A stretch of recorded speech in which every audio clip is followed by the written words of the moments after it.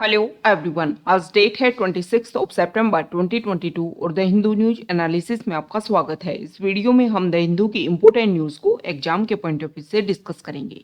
नीचे description box में Telegram channel Volcano IAS Academy का लिंक दिया हुआ है।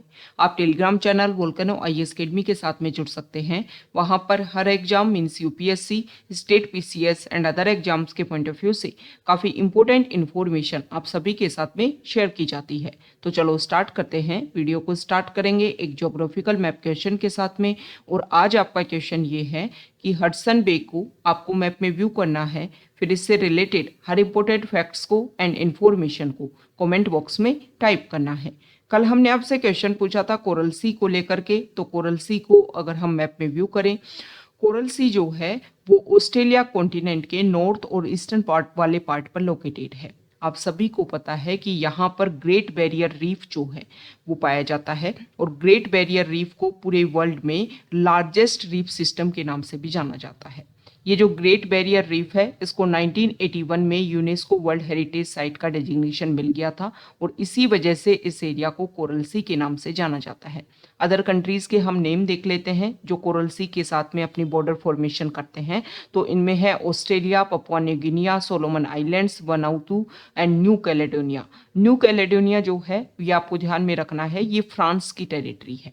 ओके, तो ये कोरल सी से रिलेटेड बेसिक फैक्ट्स जो हमारे एग्जाम के पॉइंट ऑफ व्यू से इम्पोर्टेंट हैं। यहाँ पर कोरल फॉर्मेशन देखने को मिलता है। आप सभी को पता है कि जो सी जो एरिया है वहाँ पर स्मॉल स्मॉल एनिमल पाए जाते हैं, और उनका जो एक्जोस्केलेटन होता है वो कैल्शियम कार्बोनेट से बना होता है। तो उनकी डेथ होने के बाद में जो उनका एक्जोस्केलेटन जो है वो यहाँ पर एक तरीके से मर्ज होने लग जाता है, और फिर उसके बाद में जो न्यू स्मॉल स्मॉल एनिमल है वो उसके ऊपर डेवलप होने लग जाते हैं। फिर इस तरीके से उनका फिर एक्जोस्केलेटन जो है वो यहाँ पर मर्ज होकर के एक बड़ी स्ट्रक्चर जो है वो दिखाई देने लगती है, जिसी को ग्रेट बैरियर रीफ के नाम से जाना जाता है। द हिंदू को अगर हम डिस्कस करें तो फर्स्ट इंपॉर्टेंट न्यूज़ है फ्रंट पेज पर, और ये है दशहरा सेलिब्रेशन को लेकर के। आप सभी को पता है कि कर्नाटका में जो मैसूर सिटी है वहाँ का, और राजस्थान में जो कोटा सिटी है वहाँ का दशहरा सेलिब्रेशन जो है वो काफ़ी ज़्यादा फेमस है। तो इसका इनॉग्रेशन आज हमारी प्रेसिडेंट के द्वारा किया जाएगा, और 10 डे तक ये जो सेलिब्रेशन है वो चलेगा। आप सभी को पता है कि अगर हम हिंदू मंथ कैलेंडर के अकॉर्डिंग देखें तो जो आश्विन मंथ आता है उसमें सेलिब्रेट किया जाता है दशहरा फेस्टिवल को। यहाँ पर दशहरा फेस्टिवल के से रिलेटेड कुछ बेसिक फैक्ट्स को अगर हम डिस्कस करें तो दशहरा फेस्टिवल जो है उसको मनाना स्टार्ट किया गया था 14 to 16 सेंचुरी के बीच में। इस एरिया में कर्नाटका में विजयनगर एम्पायर का रूल रहा था, और उन्होंने ही दशहरा सेलिब्रेशन को स्टार्ट किया था। दशहरा फेस्टिवल जो है उसको नाडा हब्बा के नाम से भी जानते हैं, मतलब एक कर्नाटका का स्टेट फेस्टिवल है। ओके, नाडा हब्बा मतलब स्टेट फेस्टिवल, और ये कर्नाटका का स्टेट फेस्टिवल है। अब यहाँ पर दशहरा को लेकर के जो अभी हमने हिंदू मंथ कैलेंडर के बारे में डिस्कस किया उसके बारे में हम देख लेते हैं। देखो, इंग्लिश मंथ जो होते हैं वो आप सभी को पता है कि वीक में डिवाइड होते हैं। ओके, लेकिन जो हिंदी मंथ जो होते हैं वो एक तरीके से 2 पार्ट में डिवाइड होते हैं। वहाँ पर जो मंथ का जो फर्स्ट पार्ट होता है उसको बोला जाता है कृष्ण पक्ष, कृष्ण पक्ष, और जो सेकंड पार्ट होता है उसको बोला जाता है शुक्ल पक्ष। तो यहाँ पर ये जो आश्विन मंथ जो है उसके शुक्ल पक्ष की जो फर्स्ट डे आता है उस फर्स्ट डे से नवरात्रि सेलिब्रेशन स्टार्ट हो जाता है, और फिर इस शुक्ल पक्ष के 10th डे जो है वो दशहरा का सेलिब्रेशन किया जाता है, जिसको विजयादशमी के नाम से भी जानते हैं। ओके, तो ये दशहरा से रिलेटेड बेसिक फैक्ट्स आपको पता होना चाहिए कि हिंदी मंथ कैलेंडर के अकॉर्डिंग किस टाइम सेलिब्रेट किया जाता है, कौन कौन से हमारे important festival. Next important article है, यहाँ पर आप इमेज देखिए, और इस इमेज में जो है आपको यहाँ पर जो फ्लावर दिख रहे हैं इनको बोला जाता है नील कुरिंजी फ्लावर। ये जो नील कुरिंजी फ्लावर है ये इसलिए फेमस है कि अगर ये एक बार खिलते हैं, मतलब एक टाइम जो है इनमें जो ब्लॉसम देखने को मिलता है वो काफ़ी रेयर है। मतलब एक बार खिलने के बाद में 12 साल का जो टाइम पीरियड है वो लगता है कि दोबारा से यहाँ पर इनके फ्लावर दिखेंगे। मतलब इसका जो नेम है वो इम्पोर्टेंट हो जाता है। जब भी कोई रेयर इंसिडेंट देखने को मिलता है तो उससे रिलेटेड जो फैक्ट्स हैं वो आपको पता होना चाहिए। तो यहाँ पर कर्नाटका में जो चिकमंगलूर डिस्ट्रिक्ट है कर्नाटका का, वहाँ पर है सीता लयाना गिरी हिल्स रेंजेज, वहाँ पर ये जो फ्लावर हैं वो देखने को मिले हैं। नेक्स्ट इंपॉर्टेंट आर्टिकल है हमारे एक्सटर्नल अफेयर्स मिनिस्टर, आप सभी को पता है प्रेजेंट टाइम में यूएस की विजिट पर, और वहाँ पर यूएन का जो सेशन थे उसमें हमारे एक्सटर्नल अफेयर्स मिनिस्टर ने पार्टिसिपेट किया। बहुत सारे पॉइंट्स के ऊपर वहाँ पर डिस्कशन भी हुआ। तो उनसे क्वेश्चन पूछा गया कि यूनाइटेड नेशन सिक्योरिटी काउंसिल में क्या इंडिया को परमानेंट मेंबरशिप मिल रही है और क्या इंडिया को वीटो पावर दी जा रही है। तो इसके बारे में उन्होंने आंसर देते हुए कहा कि अभी ये चीज़ डिक्लेयर करना कि इंडिया को हम जो है वो वीटो पावर हमें मिलने वाली है, ये काफ़ी जल्दबाजी होगी। मतलब जो भी यहाँ पर डिस्कशन किया गया है, हालांकि इंडिया की तरफ से कोशिश की गई है, जैसे कि G4 कंट्रीज जो हैं वो कोशिश कर रहे हैं रेगुलर कि यूनाइटेड नेशन सिक्योरिटी काउंसिल की जो परमानेंट मेंबरशिप है उसमें चेंज होना चाहिए प्रेजेंट टाइप की सर्कमस्टेंसेज के अकॉर्डिंग। तो ये जो G4 कंट्रीज हैं इसमें अगर हम देखें तो इसमें ब्राज़ील है, इंडिया है, जापान है और जर्मनी है। ये चारों कंट्री चाहते हैं कि इनका भी इंक्लूजन हो सके जो यूनाइटेड नेशन सिक्योरिटी काउंसिल की परमानेंट मेंबरशिप में। आप सभी को पता है कि प्रेजेंट टाइम में 5 जो है वो परमानेंट मेंबर हैं, वो 10 जो है वो नॉन परमानेंट मेंबर हैं, जिसमें हर साल जो है वो 5 मेंबर्स के लिए अपॉइंटमेंट होता रहता है, और हर 2 साल के लिए जो नॉन परमानेंट मेंबर्स हैं उनकी 2 साल के लिए जो है वो टर्म होती है। हमारा इंडिया जो है वो 8वीं बार अभी प्रेजेंट टाइम में नॉन परमानेंट मेंबर बना हुआ है यूनाइटेड नेशन सिक्योरिटी काउंसिल का। और यही कुछ पॉइंट है जिसमें अभी प्रेजेंट टाइम में अगर हम देखें तो 8 बार नॉन परमानेंट मेंबर इंडिया बन चुका है। इसके अलावा इंडिया जो है वो काफ़ी वास्ट लेवल पर पॉपुलेशन को रिप्रेजेंट करता है। यूनाइटेड नेशन के जो भी इम्पोर्टेंट रूल रहे, जैसे कि अगर हम बात करें तो ह्यूमन राइट्स के एस्टेब्लिशमेंट में इंडिया ने काफ़ी अपना इम्पोर्टेंट रोल प्ले किया। पीस कीपिंग जो मिशन है उसमें इंडिया ने काफ़ी इम्पोर्टेंट रोल प्ले किया है। इसी के बेसिस पर इंडिया ये अपनी डिमांड रखता है कि उनको भी इसमें इंक्लूजन उनका भी होना चाहिए। तो इसी को लेकर के डिस्कशन था, क्वेश्चन किया गया था, उसका आंसर उन्होंने दिया कि जल्दबाजी होगी, लेकिन कोशिश हमने की है कि जो है परमानेंट मेंबरशिप को जो प्रोसीजर है उसको चेंज किया जाए और नई कंट्रीज को भी इसमें इंक्लूड किया जाए। नेक्स्ट इंपोर्टेंट आर्टिकल है एडिटोरियल पेज पर, और first important article page number 8 पर। यहाँ पर देखो जो हमारी सेंट्रल गवर्नमेंट है उन्होंने टेलीकम्युनिकेशन बिल का ड्राफ्ट जो है वो रिलीज़ किया है और पब्लिक कमेंट्स के लिए इसको ओपन किया है। लेकिन इसमें कुछ ऐसे इशू देखने को मिले हैं जिसकी वजह से दोबारा से कुछ जो पॉइंट्स हैं जिनको लेकर के कि राइट टू प्राइवेसी जिसको हमारी जुडिशरी ने भी डिक्लेयर किया है उसको गवर्नमेंट को भी ध्यान में रखना चाहिए, और जो भी पॉइंट्स हैं उन सारे पॉइंट्स को क्लियर करने की ज़रूरत है। जैसे कि यहाँ पर गवर्नमेंट ने बोला है कि जो भी हमारी over the top streaming services हैं जिनमें अगर हम देखें तो मिलियंस ऑफ इंडियन जो हैं उनको डेली बेसिस पर यूज़ करते हैं। तो यहाँ पर बताया गया है जैसे कि आप जूम को, व्हाट्सएप को, नेटफ्लिक्स को, इनको जो भी आप यूज़ कर रहे हो, इनसे रिलेटेड जो डाटा है उनके ऑपरेशन के लिए जो भी डाटा है उन सभी को सिक्योर करवाने की यहाँ पर गवर्नमेंट के द्वारा कोशिश की जा रही है। ओके, सेम वो ही काम किया जा रहा है जो गवर्नमेंट ने अपनी तरफ से अदर एरियाज़ में, जैसे OTT प्लेटफॉर्म्स को रेगुलेट करने की जो गवर्नमेंट ने कोशिश की थी, अब टेलीकम्युनिकेशन बिल के थ्रू भी ये जो प्रोसीजर है इसको इम्प्लीमेंट करने की कोशिश की है। तो यहाँ पर बताया गया है कि राइट टू प्राइवेसी जो है उसके ऊपर फोकस किया गया था, जुडिशरी ने उसको एक तरीके से रिलीज भी किया है कि राइट टू प्राइवेसी एक फंडामेंटल राइट है। तो यहाँ पर जो भी डाटाज को सिक्योर करने की कोशिश की जाएगी, जिन भी डाटा को यहाँ पर एक तरीके से कैप्चर करने की कोशिश की जाएगी, वो सारे डाटा जो हैं वो किसी पर्सन के कुछ स्पेसिफिक और पर्सनल डाटा होंगे।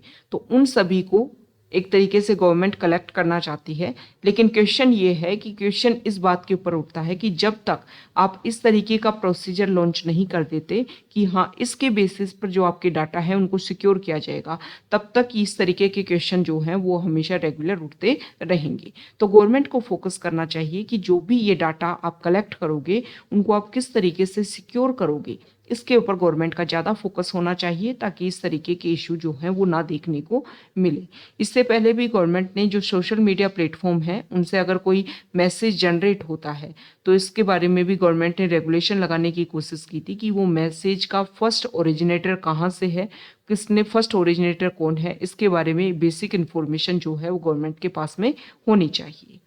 ओके, यहाँ पर जो आर्टिकल है इस आर्टिकल में बताया गया है कि प्रेजेंट टाइम में जो है वो सॉफ्ट पावर को इंक्रीज करने की कोशिश की जा रही है। राइटर ने बताया है कि देखो soft power, as American political scientist Joseph Nye Jr. said in the late 1980s, is a power of attraction through culture, political ideas, and political rather than coercion than that military hard power exhibits. मतलब ये उन्होंने बोला कि ये जो soft power है इसके through आप ज़्यादा लोगों को ज़्यादा तरीके से अट्रैक्ट कर सकते हो। इसमें आप अपने कल्चर के थ्रू, पॉलिटिकल आइडियाज़ के थ्रू और पॉलिसीज़ के थ्रू, ओके, इन सभी के थ्रू जो है वो ज़्यादा अट्रैक्ट करने की कोशिश कर सकते हो। इसके अलावा यहाँ पर बात करें तो इस आर्टिकल में भी बताया गया है कि चाइना का ओलंपिक में जो एक तरीके से उनका जो भी प्रदर्शन रहता है उन सभी के बेसिस पर पहले भी कमेंट किया गया है कि चाइना जो है वो अपनी सॉफ्ट पावर को इंक्रीज कर रही है। तो इस आर्टिकल में इंडिया के ऊपर फोकस किया गया है कि इंडिया जो है वो भी अपनी सॉफ्ट पावर को गेम्स के थ्रू अट्रैक्ट करने की कोशिश कर रही है, क्योंकि प्रेजेंट टाइम में अगर हम देखें तो 2021 में जो टोक्यो ओलंपिक हुए थे उसमें इंडिया का परफॉर्मेंस काफ़ी अच्छा था। 1900 से जो ओलंपिक स्टार्ट हुए उसके बाद में अगर हम देखें तो इंडिया का बेस्ट परफॉर्मेंस देखने को मिला। ओलंपिक्स में 7 मेडल इंडिया लेकर के आया। इसके अलावा अभी जो कॉमनवेल्थ गेम हुए हैं उसमें भी इंडिया ने काफ़ी अच्छा अपना परफॉर्मेंस यहाँ पर दिया है। तो इसके बेसिस पर ये लग रहा है कि इंडिया का स्पेसिफिक अगर हम देखें तो स्पोर्ट्स में काफ़ी अपना जो परफॉर्मेंस है वो इंडिया का इंक्रीज हो रहा है। तो इस आर्टिकल में बताया गया है कि जो स्पोर्ट्स के लिए हमारी जो गवर्नमेंट है उन्होंने काफ़ी ज़्यादा अपनी तरफ से इनिशिएट जो है वो स्टार्ट किए। इसमें अगर हम बात करें तो इंडिया ने टॉप्स जो है वो इसके ऊपर फोकस किया था। टॉप्स क्या है? Target Olympic podium scheme. इसको लॉन्च किया गया था मिनिस्ट्री ऑफ स्पोर्ट्स के द्वारा सितंबर 2014 में, ताकि इंडिया की जो परफॉर्मेंस है वो ओलंपिक और पैरा ओलंपिक जो है उनमें क्या हो सके, इंक्रीज हो सके। इसके लिए गवर्नमेंट ने मनी प्रोवाइड की, उनकी ट्रेनिंग फैसिलिटी जो है वो इंक्रीज की इंटरनेशनल और नेशनल कोचेस के द्वारा। ये सारी जो है उनको कोशिश की गई। 2016 में नीति आयोग ने अपनी एक रिपोर्ट लेकर के आए कि इंडिया में ओलंपिक्स परफॉर्मेंस को किस तरीके से हम इम्प्रूव करेंगे, इन सभी के ऊपर फोकस करते हुए। और इसी के बेसिस पर यह बताया गया है कि हमारे इंडिया में जो है वो थोड़ा सा परफॉर्मेंस जो है वो इंक्रीज हुआ है।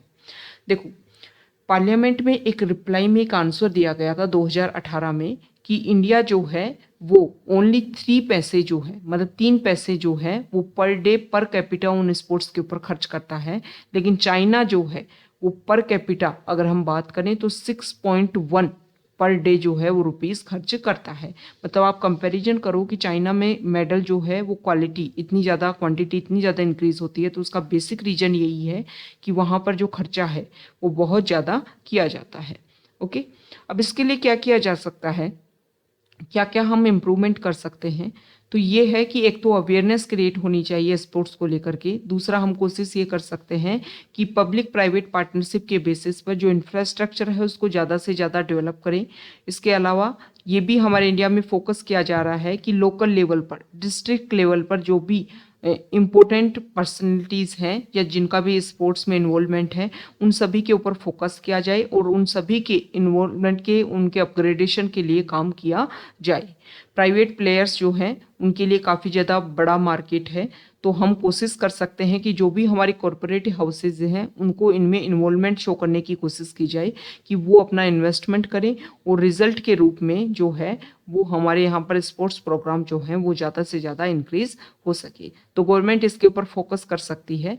और जो हमारे नीति आयोग हैं उन्होंने तो इसको लेकर के रिकमेंडेशन भी दी है कि जो भी हमारे टैलेंटेड पर्सनैलिटीज़ हैं उन सभी को डिस्ट्रिक्ट लेवल पर ही कैप्चर किया जाए अर्ली स्टेज में ही, ताकि हमें उनको अच्छे लेवल पर डेवलप कर सकें।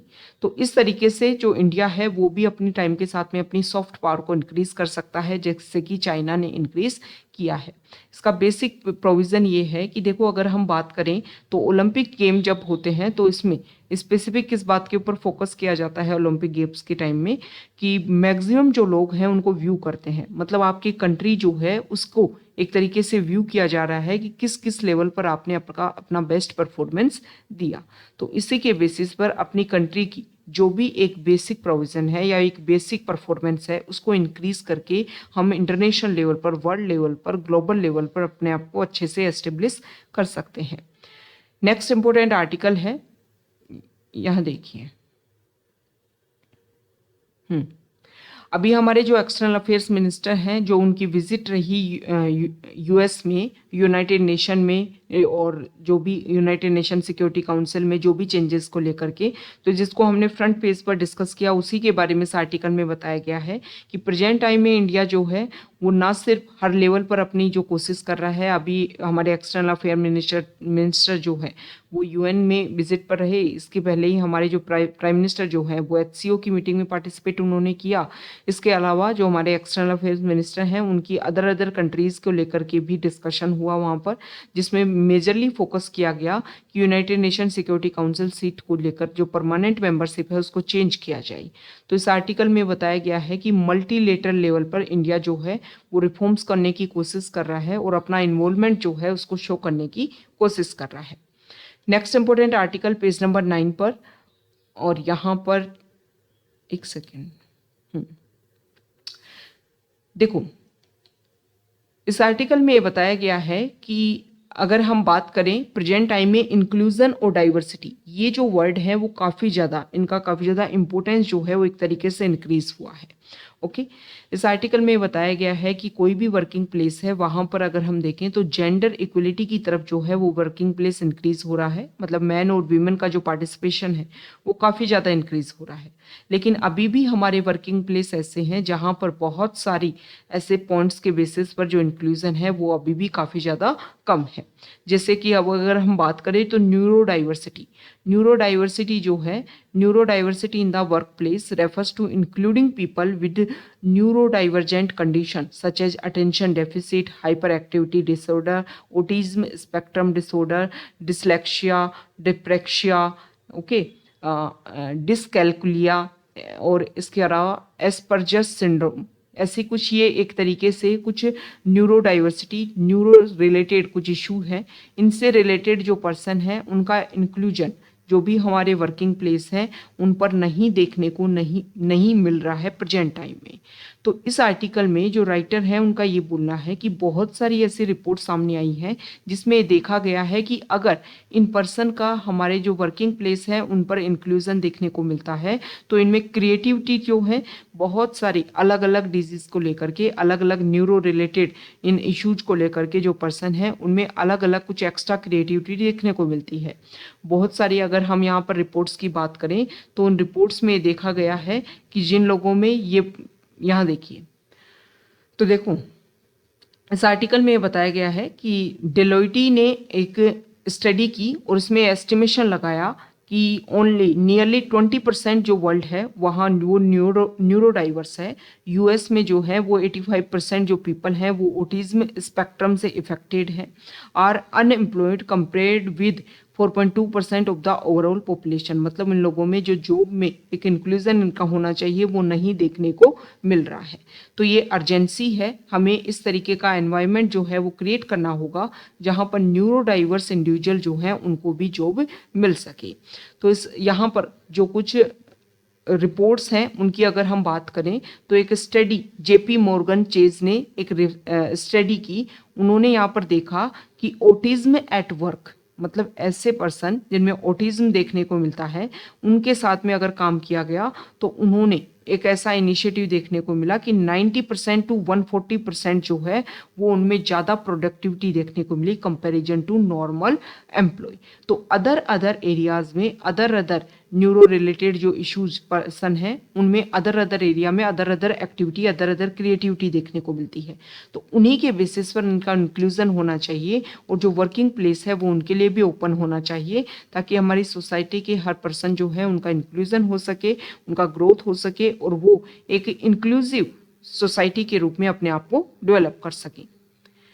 यहाँ पर जो आर्टिकल है इसमें बताया गया है कैग की रिपोर्ट के बारे में। कंट्रोलर एंड ऑडिटर जनरल ने अपनी एक रिपोर्ट रखी है और उसमें रिपोर्ट में बताया गया है कि मिड डे मील जो है उसमें बहुत सारे इशू देखने को मिल रहे हैं।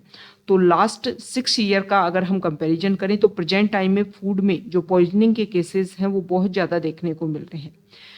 इसका रीज़न यही है क्योंकि लास्ट 2 ईयर से अगर हम बात करें तो स्कूल जो है वो काफ़ी लंबे टाइम तक क्लोज रही, जिसकी वजह से जो भी मिड डे मील स्कीम जो है वो रेगुलर नहीं हो पाई। इसकी वजह से जो 2022 में हाइक ज़्यादा देखने को मिल रहा है इन केसेस में। ओके, लेकिन यहाँ पर कैग ने स्पेसिफिक फोकस किया गया कि अदर स्टेट्स में अदर प्रॉब्लम, जैसे कि जो भी मिड डे मील जो फूड है उसमें बहुत सारे, जैसे कि हम कॉकरोच या फिर लिजार्ड या फिर स्नेक, इस तरीके के इशू देखने को मिलते हैं। तो मिड डे मील स्कीम जो है उसको ना सिर्फ आपको लॉन्च करना है, इसके बेसिस पर आपको अपनी जो इंस्पेक्शन पॉलिसी है वो भी आपको रखनी है, टाइम टू टाइम उसको व्यू किया जाए और एक बेस्ट लेवल पर उसको इंस्पेक्शन करने की कोशिश की जाए, क्योंकि हम हेल्थ जो इशू हैं उनको इम्प्रूव करने के लिए मिड डे मील स्कीम हमने लॉन्च की थी और साथ ही साथ में अपना ऑब्जेक्टिव कि एजुकेशन में ज़्यादा से ज़्यादा इंक्लूजन हो सके, इसीलिए इसको हमने एस्टेब्लिश करने की कोशिश की थी। तो इसमें क्या किया गया है, कैग ने अपनी रिपोर्ट में बोला है कि जो इंफ्रास्ट्रक्चर है वो काफ़ी ज़्यादा वीक है, इंस्पेक्शन पॉलिसी बिल्कुल नहीं एप्लीकेबल है।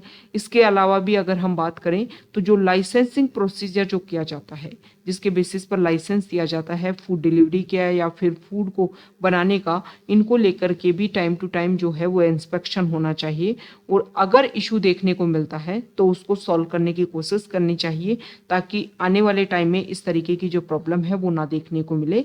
तो यहाँ पर पॉइजनिंग के केसेस होने की वजह से टाइम टू टाइम हम रीड भी करते हैं कि बहुत सारे बच्चों की जो हेल्थ है वो बिगड़ जाती है, हेल्थ इश्यू जो है वो क्रिएट हो जाते हैं। तो इनको सोल्व करने के लिए जो इंस्पेक्शन क्राइटेरिया है उसको हमें और हार्ड बना करके और ज़्यादा अच्छे से उसको इम्प्लीमेंट करना होगा। नेक्स्ट इंपॉर्टेंट आर्टिकल है टेक्स्ट पेज पर, और इस आर्टिकल में बताया गया है कि देखो हमारे इंडिया में प्रेजेंट टाइम में अक्टूबर जो है वो स्टार्ट होने वाला है और प्रेजेंट टाइम में अगर हम अगर देखें तो मानसून जैसे रिलेटेड जो रेनी सीजन है वो देखने को मिल रहा है।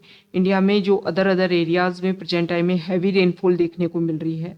तो इस आर्टिकल में बताया गया है कि क्या मानसून पैटर्न जो है वो इंडिया में चेंज हो रहा है। देखो हमारे इंडिया में नॉर्मली क्या था कि मानसून जो है वो मई एंडिंग और जून स्टार्टिंग में मानसून सीजन स्टार्ट हो जाता था और लगभग अगस्त लास्ट तक या सितंबर मिड तक जो है वो मानसून सीजन खत्म हो जाता था और उसके बाद में अक्टूबर नवंबर में रिट्रीटिंग मानसून हमारे यहाँ पर देखने को मिलता था, जिसकी वजह से हमारे तमिलनाडु आंध्र प्रदेश वाला जो कोस्टल एरिया है वहाँ पर रेन देखने को मिलती थी। लेकिन अभी प्रेजेंट टाइम में अगर हम देखें तो जो मानसून सीजन है वो एक्सटेंड हो रहा है सितंबर अक्टूबर तक, जिसकी वजह से इस आर्टिकल में बताया गया है कि इसकी वजह से प्रॉब्लम क्या होगी। प्रॉब्लम ये होगी कि जो भी हमारा एग्रीकल्चर सेक्टर है वो इसकी वजह से इफेक्ट होगा। प्रेजेंट टाइम में आप सभी को पता है कि रेनी सीजन के टाइम में खरीफ जो क्रॉप है उसका प्रोडक्शन किया जाता है, तो खरीफ जो है इसके अलावा पैडी का जो प्रोडक्शन है वो इससे इफेक्ट होगा। तो इसके ऊपर हमें फोकस करने की ज़रूरत है और एक ये जो क्लाइमेट में जो चेंज देखने को मिल रहा है या फिर हमारा जो रेनी सीजन है वो एक्सटेंड हो रहा है, ये सारे बेसिक रीजन है कि हमारा जो क्लाइमेट है वो इफेक्ट हो रहा है, पोल्यूशन लेवल इंक्रीज हो रहा है, जिसकी वजह से ये प्रॉब्लम जो है वो देखने को मिल रही है। अर्थ का टेम्परेचर इंक्रीज हो रहा है, जिसकी वजह से एक्सट्रीम वेदर इवेंट्स जो हैं वो इंक्रीज होंगे। मानसून में जो है वो शिफ्टिंग देखने को मिलेगी, कहीं पर अगर जो रेन जो होगी वो हैवी रेनफॉल देखने को मिलेगी। अगर ड्रोट देख होगा तो क्या एक तरीके से बहुत ही हाई लेवल का ड्रोट देखने को मिलेगा, वहाँ पर रेन जो है वो बिल्कुल नहीं हो पाएगी। तो इस तरीके के एक्सट्रीम वेदर इवेंट्स को लेकर के पहले ही आईपीसीसी ने अपनी रिपोर्ट में लिख दिया था कि इस तरीके के इशू जो हैं वो इंडिया में देखने को, और स्पेसिफिक ना सिर्फ इंडिया में अदर कंट्रीज या फिर वर्ल्ड लेवल पर इस तरीके के इशू जो हैं वो टाइम के साथ में इंक्रीज होते हुए हमें दिखेंगे। नेक्स्ट इंपॉर्टेंट आर्टिकल है पेज नंबर 12 पर, और यहाँ पर आप सभी को पता है कि प्रेजेंट टाइम में जो हमारे अटॉर्नी जनरल है के वेणुगोपाल, उनका जो टर्म है वो कंप्लीट होने वाला है। तो हमारी गवर्नमेंट ने मुकुल रोहतगी जो के वेणुगोपाल से पहले हमारे अटॉर्नी जनरल थे, उनका नेम जो है वो दोबारा से क्लियर किया था कि वही हमारे अटॉर्नी जनरल होंगे, लेकिन यहाँ पर मुकुल रोहतगी ने सेंटर के ऑफर को लेकर के डिक्लाइन कर दिया है। तो आपको ये बताना है कि अटॉर्नी जनरल जो है उनकी टर्म जो है वो कितनी होती है और क्या कॉन्स्टिट्यूशन में इसके बारे में बताया हुआ है कि इतनी जो टर्म है वो अटॉर्नी जनरल की रहेगी, और अटॉर्नी जनरल को अपॉइंट कौन करता है और अटॉर्नी जनरल अपना रेजिग्नेशन जो है वो किसको दे सकता है, ये आपको कमेंट बॉक्स में बताना है। देखो अटॉर्नी जनरल जो है वो हमारे यूनियन एग्जीक्यूटिव का पार्ट होता है, ओके। और इसके अलावा अगर हम बात करें तो हमारे कॉन्स्टिट्यूशन में आर्टिकल 76 में अटॉर्नी जनरल के बारे में बात बताई हुई है। नेक्स्ट यहाँ पर जो है वो डल लेक के बारे में बताया गया है कि डल लेक की इमेज के थ्रू यहाँ पर बता रहा गया है कि ये शिकारा जो है यहाँ पर जो बोट हाउसेज जो होते हैं उनको शिकारा के नाम से जानते हैं, और एक तरीके से टूरिज्म को अट्रैक्ट करने के लिए जो शिकारा है वो यहाँ पर चलते हैं। आपको ये बताना है कि डल लेक जो है वो फ्रेश वाटर लेक है या फिर नहीं है, ये आपको कमेंट बॉक्स में यस और नो में बताना है। कि फ्रेश वाटर लेक है तो आपको बनाना है यस में, और नहीं है तो नो आपको आंसर देना है। नेक्स्ट इंपॉर्टेंट आर्टिकल है पेज नंबर 12 पर, यहाँ देखिए, एक सेकेंड,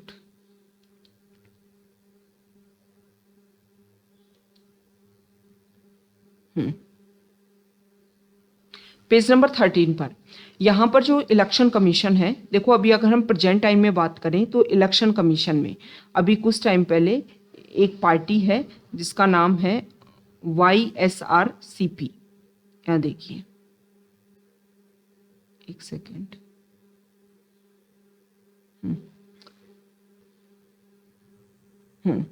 YSRCP इन्होंने क्या क्लियर किया कि ये चाहते हैं कि इनका जो भी चेयरमैन हो उसको परमानेंट तरीके से वो एस्टेब्लिश कर दें। तो इसको लेकर के इलेक्शन कमीशन ने बोला कि आप पहले जो पार्टीज पार्टिसिपेट करती हैं इलेक्शन में, अगर वो खुद के इंटरनल लेवल पर ही डेमोक्रेसी को रूल नहीं करेंगी तो फिर वो मेन ऑब्जेक्टिव को कैसे फुलफिल कर पाएंगी। तो अभी इलेक्शन कमीशन ने क्या किया है कि जो भी अनरिकॉग्नाइज्ड पार्टीज हैं जिनको काफ़ी लंबे टाइम से उनका कोई इन्वॉल्वमेंट नहीं देखने को मिल रहा था, उनको नलीफाई यहाँ पर किया है। इसके साथ ही जो इलेक्शन कमीशन है उन्होंने फोकस किया है कि RPA एक्ट के अंडर उनके पास में पावर है कि कोई भी पार्टी को जब बनाया जाए तो वो उसको कॉन्स्टिट्यूशन को लेकर के, कि हर पार्टी जो है वो अपने कॉन्स्टिट्यूशन बनाए और उस कॉन्स्टिट्यूशन में क्लियरली डिक्लेयर करे कि टाइम टू टाइम किस तरीके से उस पार्टी में इलेक्शन होंगे और किस तरीके से वो डेमोक्रेसी को अपने इनर लेवल पर इंश्योर करने की कोशिश करेंगी। हालांकि गवर्नमेंट जो इलेक्शन कमीशन है उनके पास में इस तरीके की पावर नहीं है कि अगर कोई पार्टी इस तरीके से वर्क नहीं करती है तो उसको लेकर के किस तरीके से वर्क किया जा सकता है। तो इसको लेकर के पहले भी हमने डिस्कस किया कि इलेक्शन कमीशन को इस तरीके की पावर दी जानी चाहिए, क्योंकि जो पार्टीज हैं इलेक्शन पार्टी जो है वो जब अपने इंटरनल लेवल पर डेमोक्रेसी को रूल करेंगी, उसको गवर्न करेंगी, उसको रेगुलेट करेंगी, तभी जा करके वो इलेक्शन टाइम में भी अपनी जो परफॉर्मेंस है वो वेल तरीके से एस्टेब्लिश कर पाएंगी। मतलब इंटरनल डेमोक्रेसी को मेंटेन करना बहुत ज़्यादा जरूरी है। नेक्स्ट इंपॉर्टेंट आर्टिकल है पेज नंबर 14 पर, और यहाँ पर चंडीगढ़ ने अपनी इलेक्ट्रिक व्हीकल जो पॉलिसी है उसको लॉन्च किया है। उन्होंने बताया है कि जल्दी इसके ऊपर फोकस किया जाएगा कि हमारे यहाँ पर जो मैक्सिमम व्हीकल है वो इलेक्ट्रिक व्हीकल हों, ताकि जो एमिशन लेवल है उसको कम किया जा सके।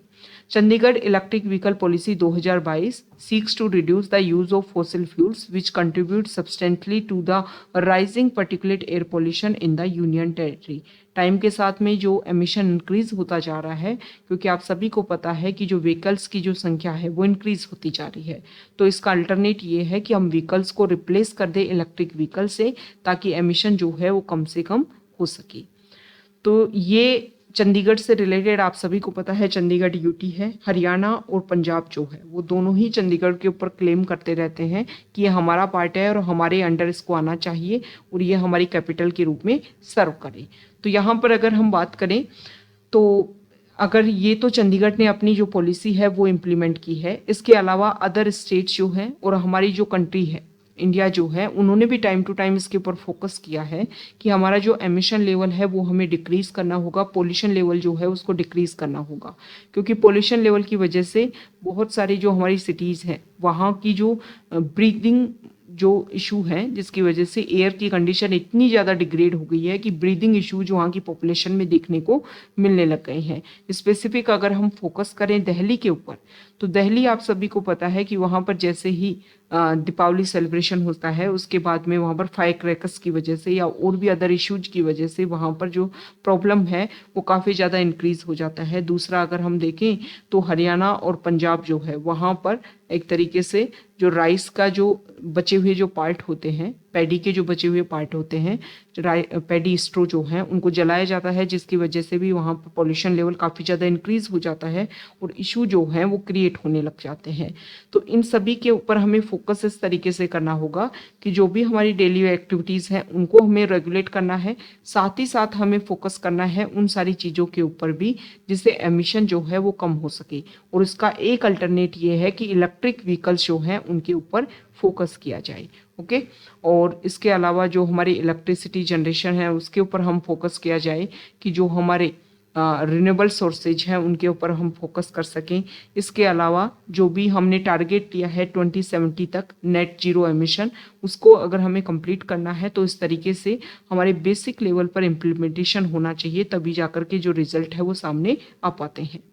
तो ये आज का हमारा द हिंदू न्यूज़पेपर का डिस्कशन था। अगर आप यहाँ तक आए हैं, वीडियो आपको अच्छा लगा है तो प्लीज़ वीडियो को लाइक कीजिए, शेयर कीजिए और चैनल को सब्सक्राइब कीजिए। Okay, thank you.